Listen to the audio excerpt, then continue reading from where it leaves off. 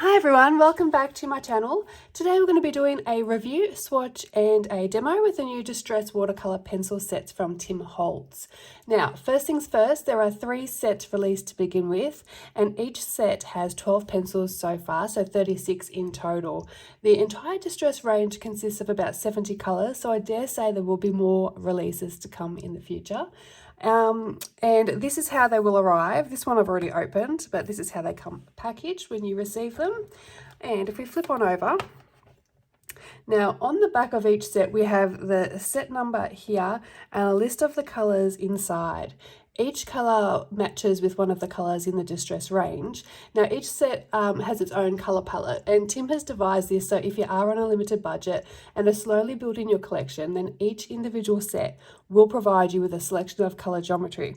Now by that I mean the RGYB range, so the red, green, yellow and blue. So each set gives you a variety of colors and stand on their own. So if you want to start off with just one set to begin with, the set can give you a good range of colors.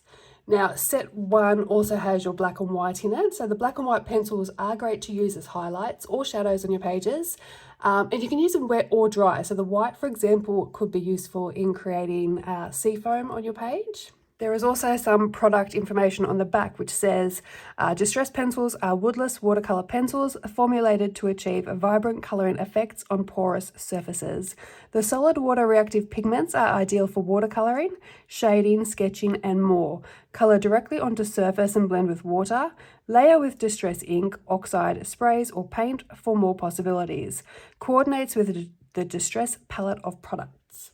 So, as this mentions, you can use these pencils to colour on top of Distress ink, Distress oxide and the Distress paints, and the paints are actually acrylic based. I would do this after the other product has dried, as wet on wet will blend but wet on dry will layer. So let's open them up. Now just score these.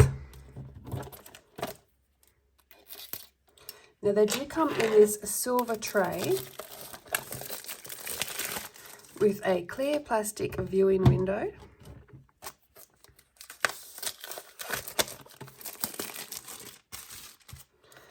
And they're sitting on this plastic insert here, which you can just pull up and remove. The tray is not hinged like the other range of products, so you can sit the tray under the pencils when using them.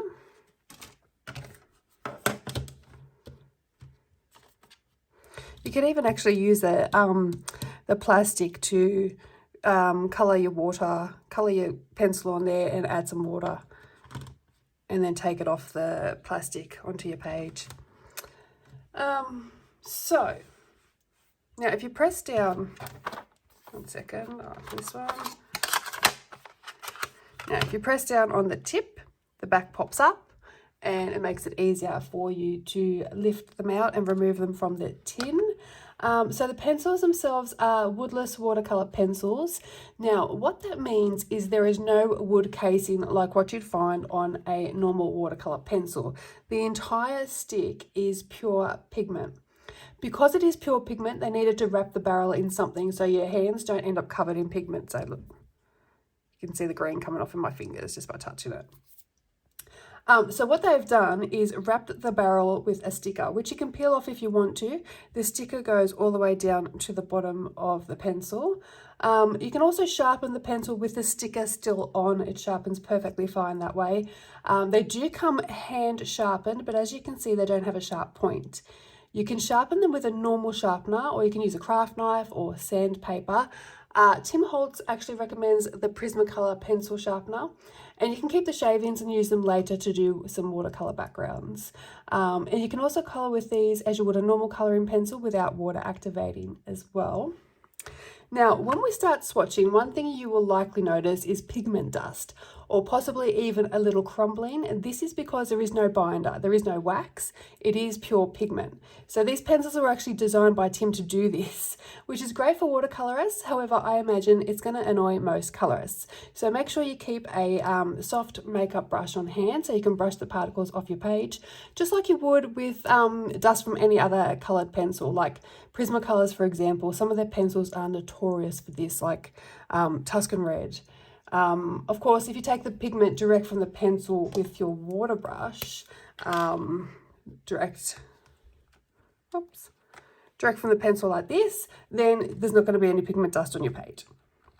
So if you're wondering what the difference is between the Distress crayons and the Distress watercolor pencils, well, the crayons have a distinct smudge time, but once they are dry, they will not move with water. And the color pigment of the Distress crayons are quite different to the inks and the rest of the Distress range, but the watercolor pencils are very close matches. So Tim really took his time to get a good color match with these, and it definitely worked in his favor. They basically look exactly the same as your Distress ink colors. Now, on that note, we are going to swatch the 3 sets, and I'm going to be using the same paper that I used to print off and colour PDFs. This is linked in my Amazon store down below. I am left-handed, so I'm going to swatch them out of order, going from left to right so I can avoid any smudging with my hand. Okay, I'm just going to move these out of the way. We'll start with set 1. And I'll just zoom you in a little bit further. And I think what I'm going to do is just colour directly onto the paper and then activate it with water. That way you can see if there is any pigment dust, etc., how bad it actually is. And I'm going to do this consistently with all the different shades so we can see accurately how they all react. Also, you'll notice the name of the pencil colour on the sticker.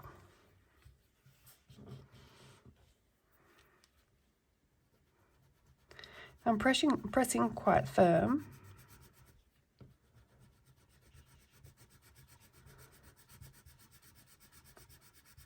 And then just reducing the colour. There, you can see the pigment dust.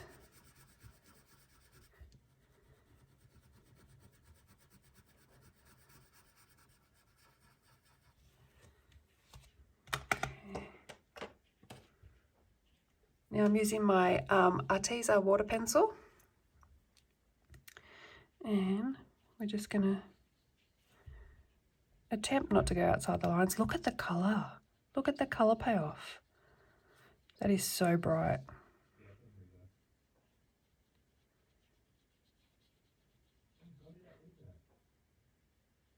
That is super bright.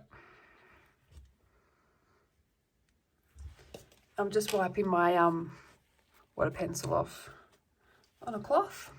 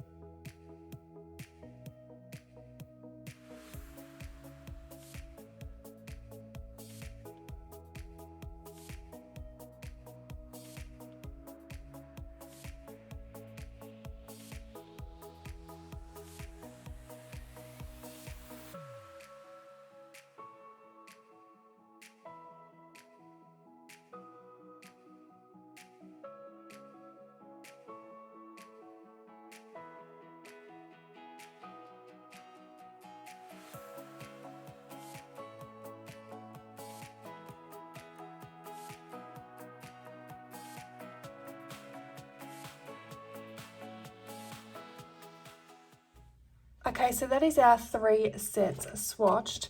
Now you would have seen the pigment dust, and if you watch them carefully, like when I swatched Antique Linen, you can see it comes off a little lumpy in some parts, but those particles do dissolve in the water. Now, what I was thinking of doing was colouring some backgrounds with these using my Clara Markova postcards. Now, I've got one that I completed. This one I completed with Distress Inks, and I can't for the life of me remember the colours that I used. There's 2 or 3 different colours on this one. So what I'm thinking today is I'm going to use Faded Jeans, Salty Ocean and Tumbled Glass for a sky background. Unfortunately, my favourite blue, Broken China, isn't in any of the sets that have been released yet. So on one postcard, I'm going to colour directly onto the card with the pencils and then activate with water. On the other card, I'm going to use my brush, my water brush, directly onto the pencil. So basically the same 2 methods I used when I'm colouring with my Neocolor 2s, just to do a demonstration. Now, other than the swatching that we've just done, I haven't tried these pencils out in any other way. So this will be a learning curve for me as well. So let's get started.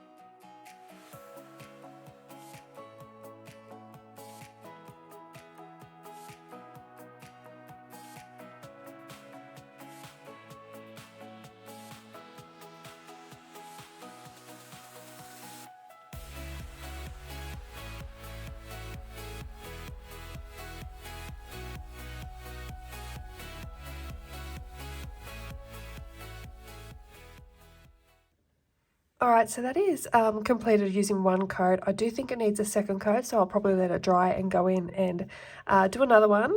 I did much prefer the way the pencils went on when I used the water and took the colour directly from the pencil rather than drawing it straight on.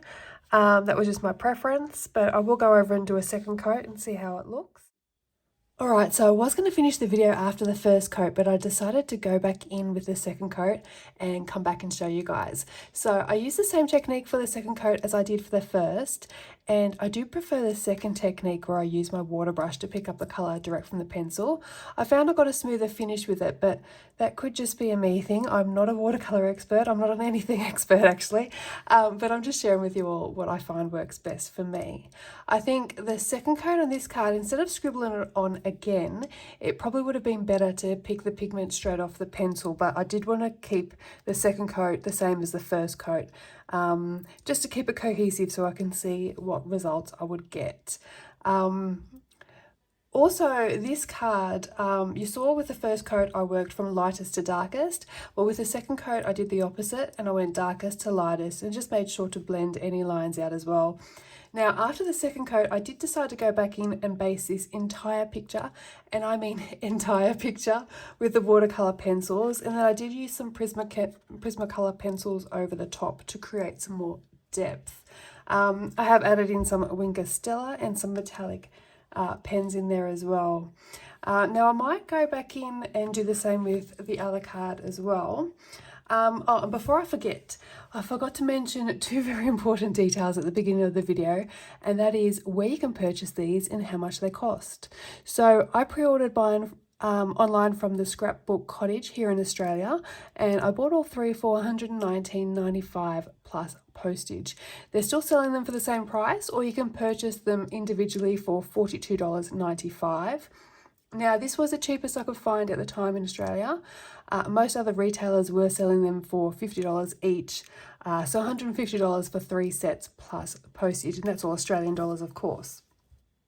As for Amazon, I have found a pack for sale in the US, which includes some other Ranger products, and that is linked in my Amazon store down below. I am not sure of the price just yet because they're currently showing as out of stock though.